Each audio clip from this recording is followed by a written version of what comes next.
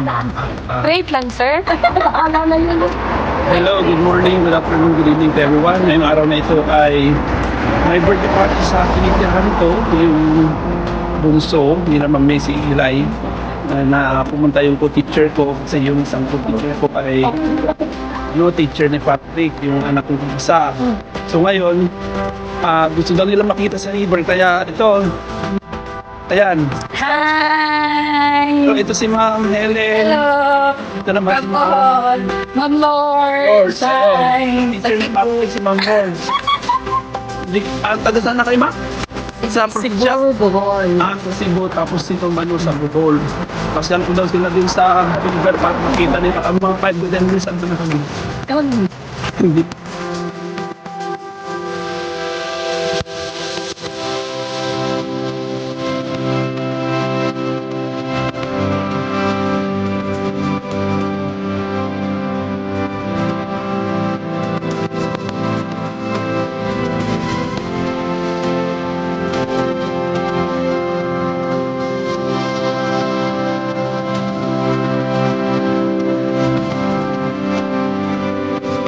Malapit lang pala sa inyo, ano? Malapit naman. Ako lagi ako sana makapunta ko sa river eh. Ang lapit lang pala. Malapit lang. Parang, di ba nung tinanong ako saan ako pupunta, sabi ko sa river lang. Sabi ni Miss Lawrence, di ba nagtanong si Miss Lawrence? Oo. Sa river lang ako, siguro. Kasi sir, need po pa magbiyahe. Ay, hindi. Hindi pala. Ayan. Lakad lang. Yan, pwede tayong dumaan dyan. Oh. Saan tayo dadaan? Diyan, dito. Ito. Pwede rin doon. Basta kahit saan dyan. Wala namang bayad pumunta dito eh.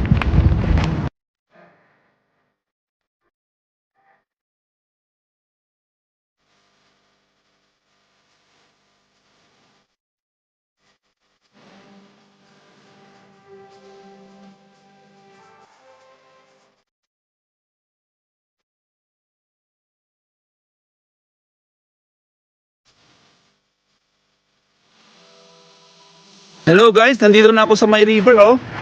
Ang ganda ng ng ilog oh. Tapos nandito yung mga itik, marami sila. Tingnan natin, pakita ko sa inyo kung maalamin sila ngayon. Ayan sila mga kaibigan oh. Nagsiniparan sila, natakot sila. Ayan oh. Diba nakita niya oh? Medyo ang oras dito ngayon ay hapon na kasi dito ngayon eh. 5:46 mga kaibigan dito ngayon oh. Dito ako sa tabing ilog. Ayan yung mga pato, mga itik oh. Malis na sila, natakot sila sa akin eh. Baka daw kunin ko sila, kaya ayan, malis na sila. Hello, pauwi na kami. Ayan oh. Yes. Ayan, nakita na namin yung ilog. So Salamat po Sir Anthony. at least Salamat sir. Yung sa Pinas kasi kunting lakad lang is ayan, pauwi na kami. Ayan sila Ma'am Lord sa si Ma'am Helen. Ayun. At least nakita nila yung ilog dito. Ang ganda sir.